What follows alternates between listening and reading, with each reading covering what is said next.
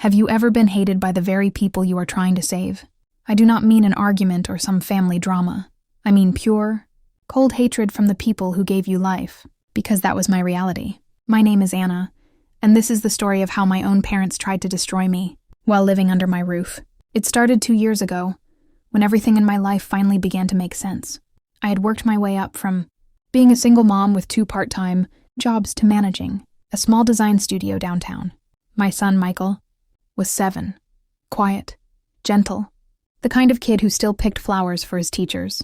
Life was not perfect, but it was stable, and for the first time I felt proud of myself. Then my parents showed up.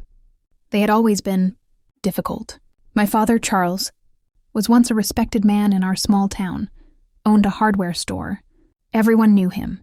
My mother, Susan, was the kind of woman who lived for appearances. She wanted a perfect house, perfect children, perfect husband. And when the store went under, when the money disappeared, she broke. Not physically. No, she was too proud for that. But inside, she became bitter, cruel in a quiet way. When they came to me, they said they had lost everything. Just for a few months, my mother said, holding my hand with that fake sweetness she always used when she wanted something. Until we get back on our feet. I did not want to let them in, but they were my parents. And a part of me, the part that still wanted to be loved by them, said yes.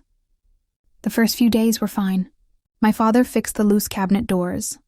My mother cooked dinner. Michael loved having grandparents around. But slowly, the air in the house changed. It started with comments, little ones. You let him stay up this late? My mother would ask, staring at my son. No wonder he is so soft. Or, that is what you wear to work? I remember when women had standards. I ignored it. For weeks, I told myself they were just adjusting. But then things escalated. One night, I came home late from a project meeting. It was raining, and all I wanted was to take a shower and sleep. Instead, I found Michael sitting alone in his room, crying. What happened, baby? I asked, kneeling beside him. Grandma said you might lose the house, he whispered. She said you are not good with money. My chest tightened. I stormed downstairs. My mother was sitting on the couch, watching TV like nothing happened. Why would you tell him that? I asked. She looked up, smiling. Because it is true. You spend too much. You always have. My father chimed in without looking at me. You should listen to your mother, Anna. We know what we are talking about. I wanted to scream, but instead I just walked away. That was the night I realized. They were not just guests. They were invaders. Over the next month, they took over everything. My father started handling my mail to help, but I noticed bills missing. My mother redecorated my living room, said it looked too cheap. I worked 12-hour days to keep the house running, and somehow they managed to make me feel like I was the failure. Then came the day everything snapped. It was a Saturday morning. I had promised Michael we would go to the park. He was waiting by the door, holding his little soccer ball.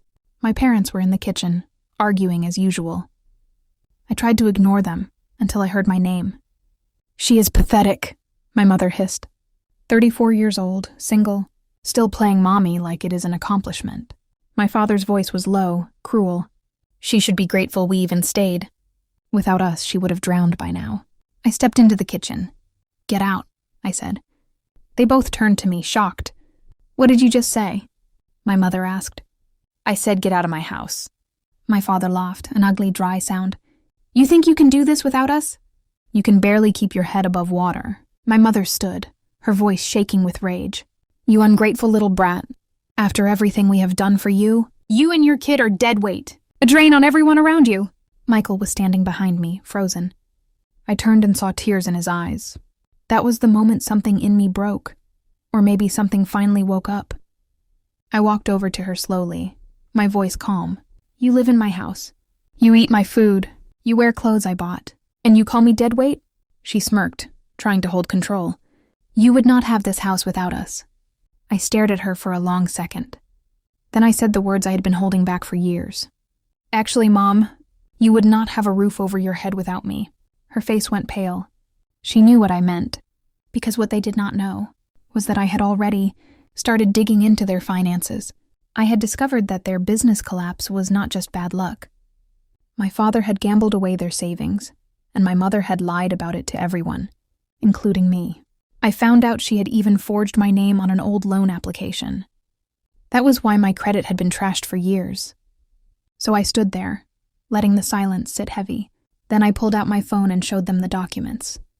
"You stole from me," I said softly. "You ruined my credit, and now you are in my house insulting my son." My father's voice cracked. "Where did you get that?" "Does not matter," I said. "You need to pack your things today." They both started yelling, calling me ungrateful, a liar, a monster. My mother threw a glass at the wall, screaming that I had betrayed her. But I just stood still, calm, steady. "Get out," I repeated. That night they left, my mother crying, my father silent. They took their luggage and slammed the door behind them. I thought that was the end, but it was not. A week later, I came home to find my mailbox open and my front door slightly ajar. Someone had been inside. Nothing was stolen, except the safe in my bedroom, the one that had my savings and legal papers. The police came, took a report. There were no fingerprints. But I knew. I went straight to my mother's new address, a small rental on the edge of town. I did not knock. I just walked in, and there it was, my safe, sitting right in the corner of the living room. My father jumped up when he saw me. "Anna, listen." I slapped the papers on the table. "You are thieves," I said. "And if you do not return every single dollar, I will go to the police." My mother's expression shifted. She was scared, but she hid it behind that same fake smile. "You would not do that to your own parents." I looked her dead in the eye. "You did worse to your own daughter?" She stared at me for a long time, and for the first time in my life, she had no words. I took my safe and walked out. That should have been the end. But revenge is not clean. It festers. 3 weeks later, my father had a breakdown. He called me from a payphone, crying, begging for help. My mother had left him, took what was left of the money and disappeared. He said he had nowhere to go. I wanted to hang up. I wanted to say, "Now you know how it feels." But instead, I just sat there silent, because deep down I realized revenge does not fix what they broke. It just makes you remember how much it still hurts. That night I looked at Michael sleeping and whispered, "You will never grow up like I did. I swear it." Sometimes I still hear her voice in my head. "You and your kid are dead weight."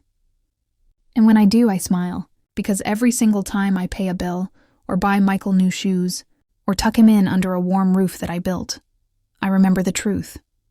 We are not dead weight. We are survivors, and they are just ghosts in a house that no longer belongs to them. The weeks after that confrontation were tense, but calm on the surface. I thought the nightmare was over, that finally my home was mine again, and my son and I could breathe. But deep down, I knew they would not let it go. My parents, especially my mother, never forgave. They lived for control, and now that control had been ripped from their hands. It started small, packages arriving at my doorstep with nothing inside. My mail tampered with, strange calls at odd hours. No one spoke when I answered, just silence. At first I thought it was random, but the feeling in my gut told me differently. Someone was watching. Someone knew my routine. My heart would race every time the phone rang or the doorbell chimed. Then came the email. It was from a burner account. No name, no signature. Just one line, "You will pay for this." I froze, my hands shaking. Michael, who had been coloring at the table, looked up. "Mom, are you okay?" "I'm fine, sweetie," I said, forcing a smile. Inside, though, fear was creeping back. I installed cameras around the house, checked the locks 3 times a night, and still, I could not shake the feeling that they were close. I thought about calling the police, but I knew my parents. They were smart, careful, and they would cover their tracks. No, this was a game I had to play on my own. 2 weeks later, I found my car tires slashed. I stood there screaming into the cold night, Michael crying beside me. That's when I realized this was no longer just about money or humiliation. They wanted me to be scared, to live under their shadow. But I refused. I would not give them that power. I started tracking them, using social media, old connections, anything I could find. My mother had moved across state lines, hiding behind a new name. My father was still around town, trying to rebuild his life quietly. I had to confront them, both for my safety and for Michael's. The first confrontation was with my mother. I found her at a small cafe, sitting alone, pretending to read a magazine. I walked in, ordered a coffee, and sat across from her. She looked up, smiled, thinking she had the upper hand. "Anna," she said, voice sweet but cautious. It has been a long time. Yes, it has, I replied, keeping my tone neutral. I need you to stop, all of it. The emails, the packages, the calls, stop. She laughed, a low, sharp sound that sent chills down my spine. Stop? Oh, honey, I cannot do that. You embarrassed me. You humiliated me. You took everything I ever wanted. You are lucky I do not ruin your life completely. I leaned in, voice firm. I do not want your money, and I do not want your approval.